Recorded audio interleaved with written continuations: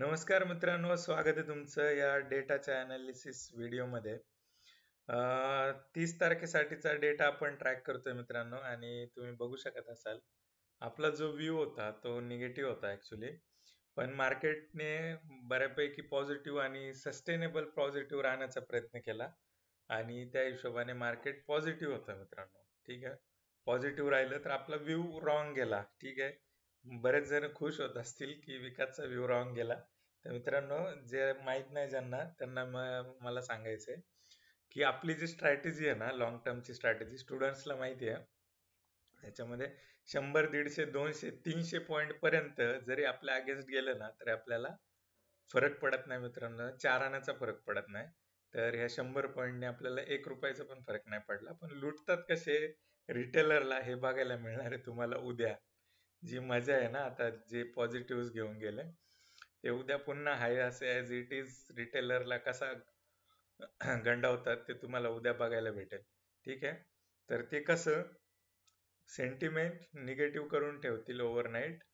94 पॉईंटचा निगेटिव्ह दाखवतो.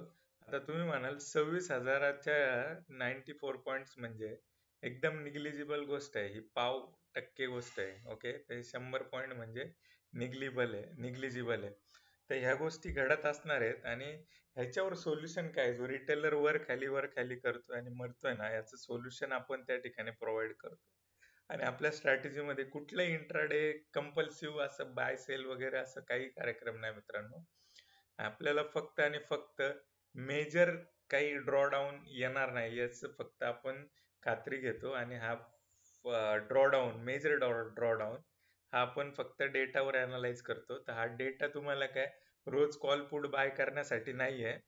तसं काही वापरत असाल तर थोडंसं अवेअर व्हा. मी लोकांना कॉल आणि पुट बाय करणाऱ्या कॅटेगरीमध्ये टाकण्यासाठी इथे नाही आलेलो आहे.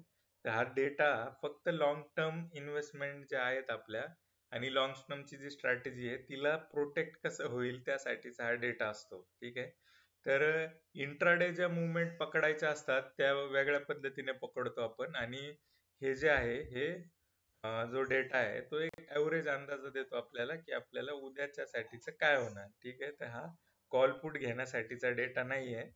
बॅकएंडला काय होतं हे अनालाइज करण्याचा हा डेटा आहे. ठीक आहे, तर मित्रांनो जाऊया डेटावरती.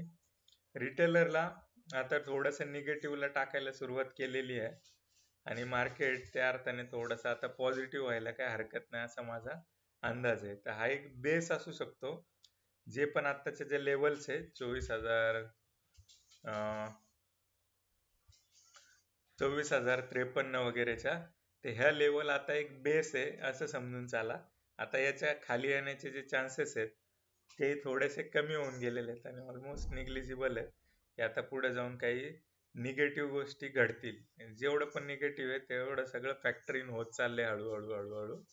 आता तुम्ही लॉंग टर्मची पॉझिटिव्ह मोठ्या लॉंग टर्म साठीची ट्रेंडची तयारी करायला काही हरकत नाही. तर मित्रांनो, उद्या जर मार्केट खाली जर डाऊन ओपन होत आहे तरी एक बाईंग ऑपॉर्च्युनिटी आहे खालच्या लेवलला भेटतोय 100, 70, 80 पॉईंट. तर तिथून रिकव्हरी येण्याचे चान्सेस फार जास्त आहेत. प्रोनी पोझिशन ज्या आहेत त्या पुटवर बऱ्यापैकी बनवलेल्या आहेत आणि ओव्हरऑल ज्या पोझिशन्स आहेत त्यांच्या 36,000 आणि पॉझिटिव्ह आहे. ठीक आहे, तर मित्रांनो, या पाहिजने सुद्धा बऱ्यापैकी पुट जे आहेत ते शॉर्ट केलेले आहेत. ऑलमोस्ट 1 लाखाच्या आसपास पुट शॉर्ट्स केलेले आहेत त्यांनी. ओके, तर या ठिकाणी तुम्ही बघू शकत असाल तर रिटेलरला लॉंग मध्ये टाकलाय. तर ही जर्नी लॉंग रनची आहे. यांना हा स्कॅटर्ड डेटा आहे, यांना अशाच पद्धतीने उलझवत ठेवून निगेटिव्ह साईडला घेऊन जाणार. हळूहळू या पोझिशन निगेटिव्ह होणार आणि FI जो आहे तो लॉंग रन मध्ये चांगल्या प्रकारे आता पॉझिटिव्ह डायरेक्शनला प्ले करायला तयार होतोय मित्रांनो. तर आय होप ह्या डेटाचा तुम्हाला फायदा होतोय. इन्स्टावर पण पेज आहे आपलं, इन्स्टावर पण फॉलो करायला विसरू नका. फक्त आणि फक्त आता 25 ते 26 सबस्क्रायबर राहिलेले आहेत आणि मी ती सिक्रेट स्ट्रॅटेजी रिव्हील करणार आहे. तर जे पण इंटरेस्टेड असतील त्यांनी आता सुरू होणाऱ्या आपल्या बॅचसाठी रजिस्ट्रेशन करा. फार इंटरेस्टिंग जर्नी आहे मित्रांनो. इतरांसारखं आपण काही वेगळं मोठे मोठे पैसे उडवून, मी आधी फार गरीब होतो, गॅरेजमध्ये कामाला होतो आणि माझी घरची परिस्थिती फार हे होती आणि मग आता मी मोठी गाडी घेतली आणि 8-10 स्क्रीनला हार लावून ओवाळतोय. अशा प्रकारचं आपलं काम नाहीये. आपण डेटा ड्रिव्हन काम करतो आणि डेटावरच बोलतो. आपण फालतूगिरी अजिबात करत नाही. ठीक आहे. तर अशा हिशोबाने हे डेटा आहे. जे इंटरेस्टेड असतील तर नक्की चेकआउट करा मित्रांनो. तर थांबूया आजच्या व्हिडिओमध्ये. डेटा जो आहे तो थोडा साईडवेज टू पॉझिटिव्ह आहे. जर खालच्या लेवलला मिळाला डीप तर तो एक बाईंग ऑपॉर्च्युनिटी म्हणून कन्सिडर करू शकता. ठीक आहे मित्रांनो, तर थांबूया आजच्या व्हिडिओमध्ये. थँक्यू.